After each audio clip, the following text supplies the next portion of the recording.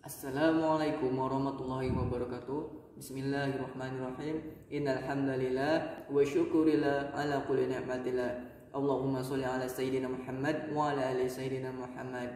Perkenalkan, kami kelompok 6 mata kuliah Tafsir 2 pada semester 6 jurusan Pendidikan Agama Islam, Fakultas Tarbiyah, Sekolah Tinggi Agama Islam Sukabumi, yang beranggotakan pertama saya Azka Fauzan Sidik, kedua Alfi Eka Nur Alfian, yang ketiga Ike Novianti Sri Rahayu, yang keempat Ruqodiah. Di sini kami akan menyajikan sebuah video tentang pendidikan jasmani pada surat Al-Baqarah ayat 247 dan surat Al-Anfal ayat 60. Oke, langsung masuk ke pembahasan pertama, yaitu pengertian pendidikan jasmani. Pendidikan yang dalam bahasa Arab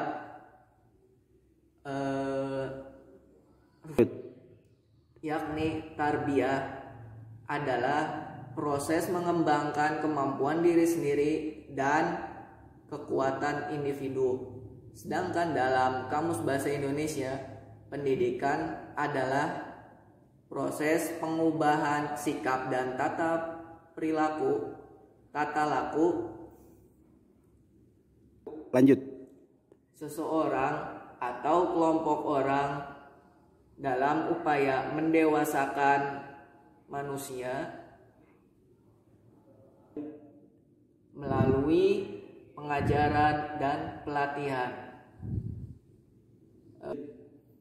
Jasmani berasal dari kata bahasa Arab yakni jisim, yang berarti tubuh atau fisik.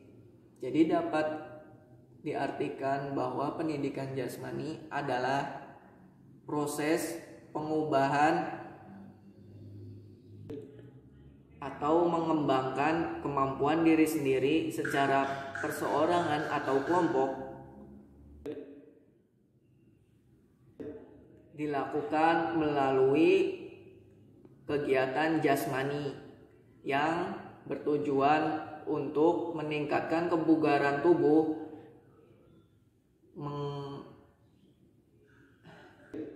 melatih kemampuan motorik, menambah pengetahuan, dan mengubah pola sikap perilaku hidup. Baiklah, untuk Assalamualaikum warahmatullahi wabarakatuh. Perkenalkan, nama saya Alfi Eka Nur Alfian.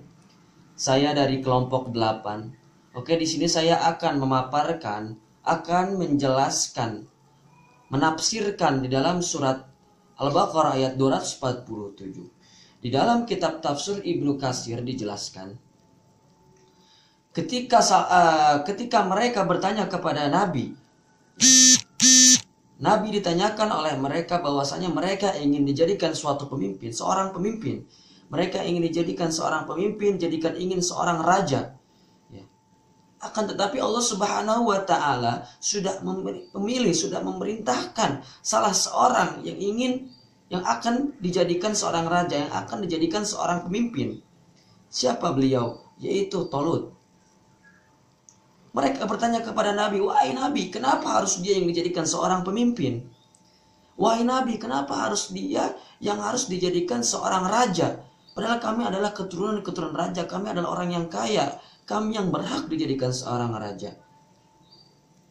Nabi berkata kepada mereka, Allah sudah memerintahkan, Allah sudah memilih orang yang benar, yang layak dijadikan seorang pemimpin, yaitu Talut. Ya kan, dia Talut adalah seorang yang miskin, ya, dan orang yang tidak mempunyai apa-apa, ya, bahkan kerjaannya pengangkut air gitu. Allah Subhanahu wa Ta'ala tidak memandang apakah dia sebagai keturunan raja, apakah dia sebagai keturunan pemimpin, apakah dia harta, apakah dia mempunyai segala. Tapi Allah memandang dan memilihnya, dia adalah seorang yang kuat, dia adalah seorang yang bijaksana, Dia adalah orang yang mampu untuk mengatur segala hal, dari pendidikan, dari semua. Allah Subhanahu wa taala yang maha bijaksana. Allah Subhanahu wa taala maha bijaksana. Allah Subhanahu wa taala yang maha kuasa. Jadi Allah yang berhak untuk memilihnya. Jadi kesimpulan daripada ayat tersebut, surat Al-Baqarah ayat 247 di dalam kitab tafsir Ibnu Katsir, bahwasanya alhasil, jadi Allah Subhanahu wa taala sudah berkuasa, sudah mampu, sudah layak. Siapa yang ingin dijadikan raja, siapa yang ingin dijadikan seorang pemimpin, Allah Subhanahu wa taala sudah memilihnya. Ya. Meskipun sebagian ulama, waqala ba'duhum fil ulama, sebagian ulama berkata bahwasanya dia adalah seorang mengangkut air, penyamak kulit, tapi Allah sudah memilih. Ingat, kullukum ra'in wa kullukum mas'ulun. Ayat tersebut dijelaskan.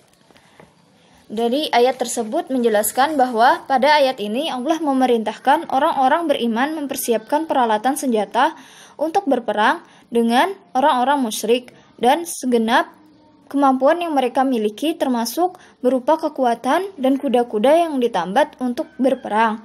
Dalam makna kata al-qauta, yaitu segala sesuatu yang dapat memberikan kekuatan seperti senjata-senjata, banteng-banteng, pengumpulan peralatan perang, dan segala mengenai latihan-latihan yang dimana bermanfaat dalam perang. Dalam kalimat wamir ribatil khail, yang berarti dan dari kuda-kuda yang ditambat untuk berperang, yaitu kuda yang dipersiapkan untuk menghadapi musuh Allah yang merupakan orang-orang musyrik di kota Mekah dan lainnya yang memerangi kalian. Hadis dari Imam Malik telah meriwayatkan dari Zaid ibnu Aslam. Hadis dari Imam Malik telah meriwayatkan dari Zaid ibnu Aslam dari Abu Saleh As-Samman dan dari Abu Hurairah dari Rasulullah SAW. Terdapat 3 fungsi kuda. Yang pertama, kuda yang mendatangkan pahala bagi pemiliknya adalah bila pemiliknya mendapatkan untuk persiapan berjuang di jalan Allah. Yang kedua, seorang laki-laki yang mendapatkan untuk keperluan mencari kecukupan atau nafkah. Yang ketiga yaitu seorang lelaki yang mendapatkan untuk kebanggaan, pamer dan kesombongan, maka kuda itu mendatangkan dosa bagi pemiliknya. Dalam kalimat wama tunfiqu min syai'in fi sabilillah, apa saja yang kamu nafkahkan pada jalan Allah, yakni dalam jihad Allah, baik itu dengan harta yang sedikit atau yang banyak, akan Allah datangkan kepada kalian pahala yang sempurna. Surah Al-Anfal ayat 60 juga mengingatkan agar orang-orang beriman menyiapkan pasukan dengan kuat agar musuh merasa ketakutan dan tidak jadi melakukan penyerangan terhadap kaum muslimin.